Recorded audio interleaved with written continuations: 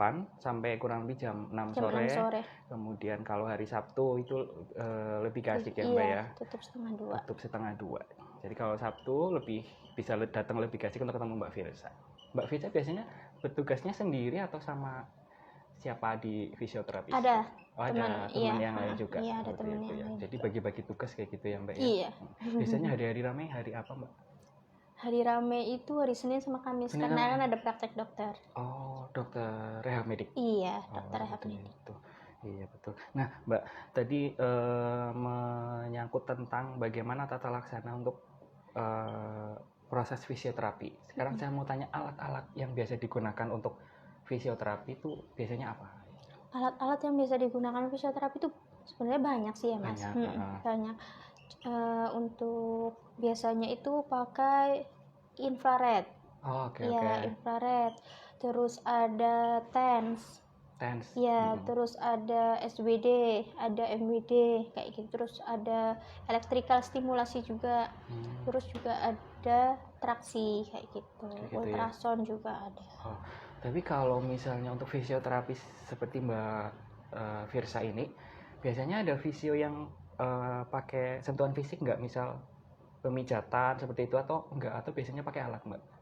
Ada juga yang pakai alat, ada juga yang pakai exercise. Kita biasanya pakai alat dulu nih. Nah, pakai alat dulu, nanti setelah alat udah selesai kita baru exercise kayak gitu. Itu. Exercise-nya bukan yang pijat, tapi kayak bukan pijat yang diurut gitu, bukan, tapi maksudnya kayak exercise kayak mobilisasi persendian kayak gitu, terus penguatan otot kayak gitu. Itu. Berarti dari pasiennya sendiri yang gerak kayak gitu ya? Iya, biasanya kalau dari pasiennya itu emang masih lemah, belum, biasanya kan ada biasanya kayak pasien stroke kayak gitu, dia kan masih belum bisa ngangkat, misalkan ada kelemahan gitu, dia paling kita kasih pasif kayak gitu, kita yang gerakin. Tapi beda kalau misalkan pasien yang udah bisa gerak, udah kekuatan ototnya udah bagus, kita yang kasih contoh kayak perintah kayak gitu. Gitu, dan mereka yang gerak sendiri gitu ya. Ya. Jadi memang penanganan untuk kasus tadi contoh mungkin pasca stroke ya, itu memang nggak bisa langsung karena proses dari tubuh si pasien ini kan belum 100% bisa, motoriknya belum 100% ya. Betul, jadi masih dibantu awal-awalnya sama Mbak Firsa, kemudian kalau sudah mulai bisa ada pergerakan kayak gitu nanti bisa dibantu. Ada juga kalau sudah mulai agak baik, mungkin 50% ke atas bisa cuma memberikan instruksi saja dari fisioterapisnya kayak gitu ya, pasiennya yang gerak sendiri seperti itu. Nah, ini ternyata sudah ada pertanyaan dari sahabat Ananda. Ini kita akan jawab bersama ya Mbak Firsa. Halo Kak, saya pernah retak di kaki, kadang kerasa pegel padahal sudah didiagnosa sembuh. Kadang saya pijit tradisional juga. Sebetulnya boleh atau enggak? Atau baiknya ke fisioterapi atau seperti apa? Nah, ini Mbak, dia retak kakinya, pernah retak, kemudian sering dipijat. Nah, itu sebaiknya seperti apa? Gitu. Dia sering dipijat tradisional berarti ya. Ya. Sebaiknya sih kalau dia kan berarti kan retak itu sudah operasi atau gimana? Mungkin belum tahu, mungkin belum, kayak kemungkinan belum ya. Sebaiknya sih fisioterapi aja, karena kan mohon maaf, kayak misalkan tulang urut gitu kan nggak tahu kondisi sebenarnya, kayak misalkan dia ada kelemahan atau tidak, terus dia syarafnya kena atau tidak gitu. Kalau misalkan fisioterapi kan kita kan bisa mengetahui nih dia ada kelemahan atau tidak lah. Kalau misalkan ada kelemahan, kita kasih penguatan.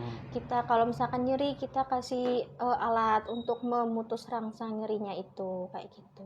Tapi biasanya kalau sebelum ke fisioterapi itu apakah bisa langsung ke fisioterapi atau harus ketemu sama dokter spesialis dulu itu biasanya? Biasanya kan dari pasien itu kan periksa dulu ya, kayak ke ke dokter umum dulu biasanya kan. Terus nanti biasanya kan dia taunya ke dokter mana kayak gitu. Biasanya kan ke dokter ortopedi dulu gitu, terus baru bisa fisioterapi atau dokter rehab kayak gitu. Seperti itu ya. Jadi memang nggak bisa langsung ya Mbak ya, karena kan fisioterapis juga mungkin belum tahu riwayat cederanya karena cederanya. apa Iya, ya. kayak gitu. Oke. Terus juga kan biasanya juga butuh ronsen dulu, Oke. retaknya seperti apa kayak Oh gitu. iya, baik. Jadi memang nggak bisa langsung. Jadi untuk pasien yang mungkin mengalami gejala-gejala tertentu, sebaiknya ke dokter dulu. Dokter, bisa dokter umum atau dokter spesialis ya. Iya, spesialis. Nanti dari dokter spesialis yang menentukan nanti akan dilanjutkan dengan rehabilitasi medik, kemudian fisioterapis, atau cukup bisa dengan menggunakan terapi misal obat atau injeksi ataupun oral seperti itu. Nah, Mbak Firsa, beberapa kalau tadi yang kita bahas kan tentang orang tua ya, misal umur di atas, boleh dibilang dewasa. Tapi kalau misalnya untuk bayi, fisioterapis pada bayi itu sebenarnya aman atau enggak kayak gitu? Aman, Mas. Oh, aman. Aman, iya, untuk fisioterapi sendiri, untuk bayi aman. Kayak misalkan kan bayi itu, kita juga fisioterapi itu biasanya pijat bayi juga, masas bayi kayak gitu. Iya. Tapi memang itu massage bayi juga bagian dari Mbak Firsa ketika menjalani pendidikan atau memang memang ada ya? Ada pelajarannya sendiri, caranya, tekniknya ada. Jadi memang dari Mbak Firsa ini memang kompeten ya kalau misalnya memang untuk pijat bayi, karena memang beliau punya sertifikat profesi, dan di luar sana juga masih banyak sih sebenarnya yang pijat bayi mbah-mbah gitu ya. Sebenarnya mereka juga kompetensinya mungkin bagus ya, karena mereka mungkin secara keturunan sudah diturunkan ilmunya gitu ya. Tapi untuk yang punya sertifikat profesi mungkin lebih ke fisioterapis seperti Mbak Firsa. Seperti itu.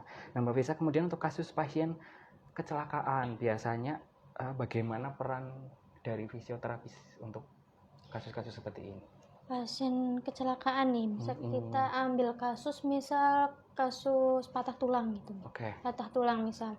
Patah tulang itu sendiri kan kalau biasanya kan patah tulang berarti kan operasi ya. Operasi. Nah, dari pasca operasi itu beberapa bulan pasti kan dari misalkan di kaki, patah tulang di kaki. Itu berarti kan jalannya pasti ada kesusahan, pakai alat bantu juga kayak gitu. Nah, peran fisioterapi di sini tuh penting, kayak kita menguatkan ototnya. Pastikan beberapa bulan setelah operasi itu kan pastikan kakinya tidak digunakan tuh, maksudnya tidak berjalan normal kayak gitu. Kita latih dari pola jalan, terus kita latih penguatan dulu, penguatan ototnya, terus exercise-nya untuk dia kakinya kembali normal kayak gitu. Terus setelah itu baru kita latih pola jalan, terus sampai lepas alat bantu kayak gitu. Berarti proses itu biasanya butuh berapa lama waktunya, Mbak? Kalau untuk berapa lamanya kita tidak bisa memastikan, karena kan tergantung dari pasiennya sendiri, dia di rumah itu latihan juga atau tidak kayak gitu. Berarti kalau misal sudah periksa nih sama Mbak Firsa, kemudian sudah dikasih tahu caranya sama Mbak Firsa ini untuk mobilitas gerakannya seperti ini biar nanti ototnya mungkin bisa lebih kuat lagi ya gitu. Berarti di rumah boleh misal dicoba sendiri ya gitu? Boleh kan.